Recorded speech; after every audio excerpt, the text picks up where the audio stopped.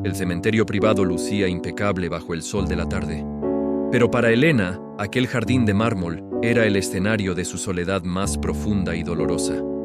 Cada domingo, la viuda visitaba la tumba de su hija, el único rincón donde el dinero de su difunto esposo no podía comprar el consuelo que su alma necesitaba tanto.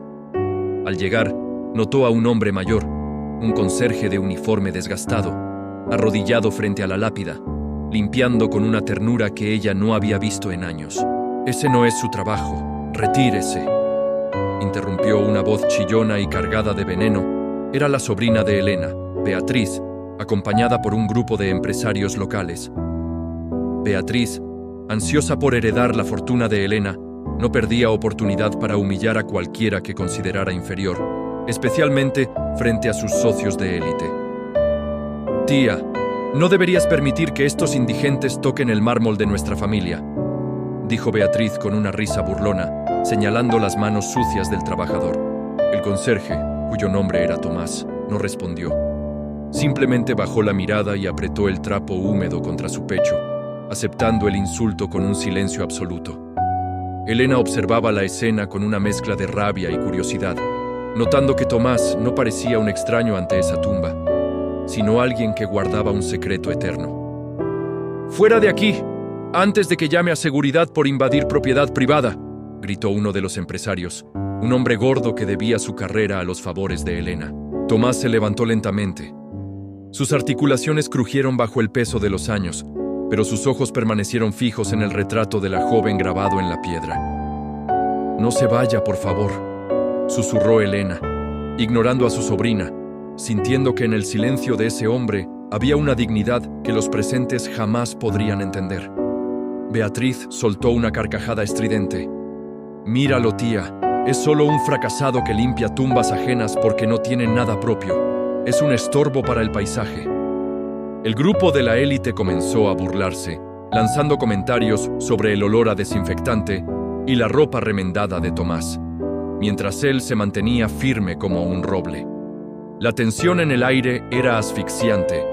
La arrogancia de los poderosos chocaba contra la quietud de un hombre que parecía procesar una humillación ya conocida por él.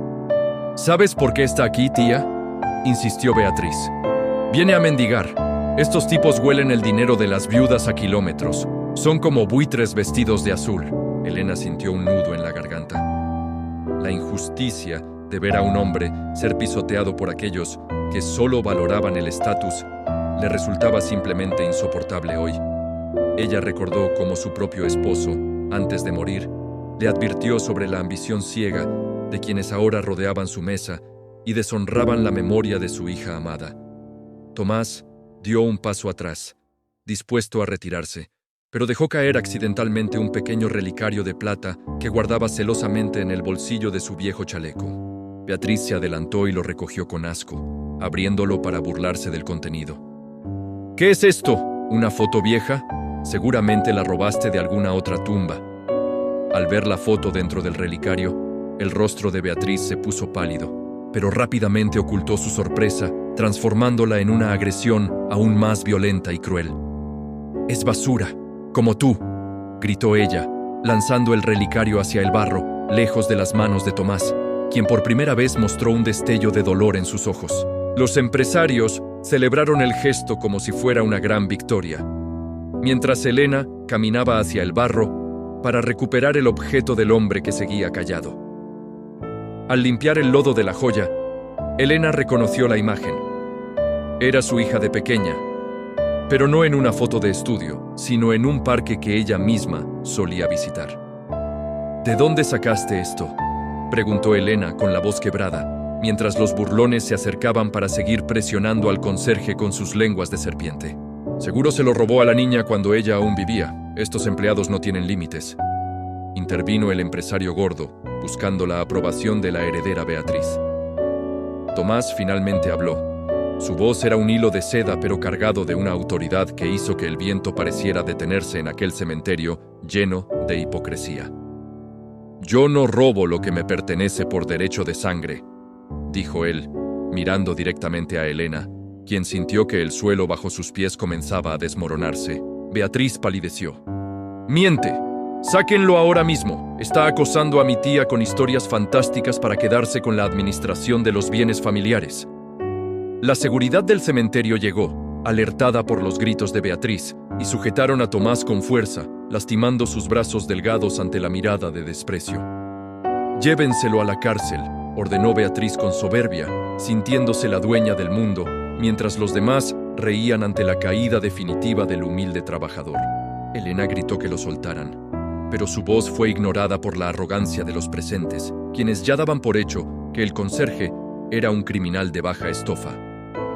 En ese momento, un abogado de renombre, conocido por ser el albacea de la fortuna familiar, apareció por el sendero principal con una carpeta negra en sus manos. Beatriz sonrió, pensando que el abogado venía a formalizar su herencia. «Llegas justo a tiempo. Este vagabundo está molestando a la tía y dice locuras sobre nosotros». El abogado ni siquiera miró a Beatriz. Caminó directamente hacia Tomás, quien seguía siendo sujetado por los guardias ante la burla incesante de los empresarios. «¡Suelten a este hombre inmediatamente!», ordenó el abogado con una frialdad que heló la sangre de todos los presentes, provocando un silencio repentino y sepulcral. Los guardias obedecieron por instinto, mientras Beatriz tartamudeaba. Pero si es solo el conserje, un muerto de hambre que limpia los pisos del sector». Elena se acercó a Tomás, entregándole el relicario. «Dime la verdad. ¿Quién eres y por qué tienes esa foto que solo el padre biológico de mi hija podría tener?». Los empresarios retrocedieron un paso. El ambiente de fiesta y burla se transformó en una atmósfera de juicio inminente donde las máscaras empezaban a agrietarse. Beatriz intentó intervenir de nuevo. «Tía, no lo escuches. Es una trampa. Este hombre es un estafador que se ha aprovechado de tu duelo para engañarte vilmente». Tomás suspiró, se quitó la gorra de trabajo y reveló un rostro que, a pesar de las arrugas, guardaba una semejanza innegable con la joven que descansaba en la tumba. «Hace 30 años, la familia de tu esposo me pagó para desaparecer. Me dijeron que mi hija estaría mejor con ellos si yo renunciaba a todo», confesó con calma. «Me amenazaron con destruir mi vida si intentaba verla, pero nunca pude alejarme. Por eso trabajé aquí en las sombras, cuidándola cada día desde que ella partió». Beatriz estalló en furia. «Mentiras. Mi tío nunca haría algo así. Tú eres solo un residuo de la sociedad que intenta manchar el nombre de un hombre respetable». El abogado abrió la carpeta y sacó un documento sellado. «Lo que este hombre dice es cierto, y hay algo más que todos ustedes deben saber antes de seguir hablando». Los empresarios que antes se burlaban ahora miraban hacia otro lado, temiendo que la marea de poder estuviera cambiando de dirección de manera violenta e imparable. «El testamento de tu difunto esposo, Beatriz, tenía una cláusula de moralidad y verdad que tú acabas de romper con tu comportamiento despreciable hoy mismo», dijo. «La empresa, las propiedades y hasta el aire que respiran en este círculo social dependen de un fondo que fue creado con el nombre de este conserje ignorado». El silencio era tan denso que podía cortarse. Beatriz miraba a su alrededor buscando apoyo, pero sus socios ya se alejaban de ella como si tuviera una peste mortal. Elena tomó la mano de Tomás, reconociendo por fin al hombre que había amado en secreto antes de que las presiones sociales la obligaran a casarse con la riqueza. «Tomás no es un empleado», sentenció el abogado. «Él es el accionista mayoritario de todas sus empresas y hoy ha decidido retirar cada centavo de sus cuentas». El choque en el rostro de Beatriz fue devastador. Sus rodillas cedieron ante la realidad de que la fortuna que tanto codiciaba acababa de evaporarse frente a ella. Los empresarios, ahora aterrorizados, intentaron acercarse a Tomás para pedir disculpas, pero él simplemente les dio la espalda con la misma calma de siempre. «Ustedes no ven personas, solo ven balances bancarios», dijo Tomás sin odio. «Y hoy su balance ha quedado en cero, igual que el respeto que siento por ustedes».